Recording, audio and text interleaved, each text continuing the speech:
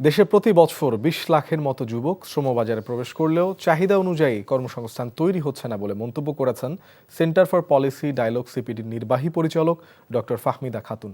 রাজধানীর আগারগাঁওয়ে বাংলাদেশ চীন মন্ত্রী সম্মেলন কেন্দ্রে সিপিডি আয়োজিত যুবকদের সংস্কার ভাবনা বিষয়ক সম্মেলনে তিনি এমন মন্তব্য করেন।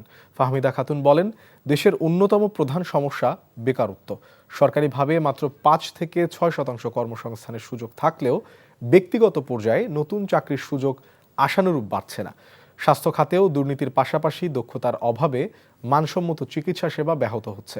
এজন্য প্রযুক্তিকে কাজে লাগিয়ে যুব সম্প্রদায় কিভাবে নিজেদের উদ্যোগকে ব্যক্তিগত পর্যায়ে কর্মসংস্থান তৈরি করতে পারে, সেই লক্ষ্যেই দিনব্যাপী এই সম্মেলনে কর্মসংস্থান, স্বাস্থ্য ও প্রযুক্তি নিয়ে নিজেদের ভাবনা তুলে ধরবেন অংশগ্রহণকারীরা। যেই আন্দোলনটা হলো চাকরির জন্য, কর্মসংস্থানের জন্য, সেটা আজকে ৯ মাস পরে এসে আমরা কি দেখছি? আমাদেরকে এই কর্মজীবনের কর্মবাজারে কোনো অন্য ধরনের উন্নতি হয়েছে? আমরা কি বেশি করে আমাদের যুব সম্প্রদায়কে কর্মসংস্থানের সাথে যুক্ত করতে পেরেছি? এই ঈদে জামা জুতো অ্যাক্সেসরিজের ডিসকাউন্ট।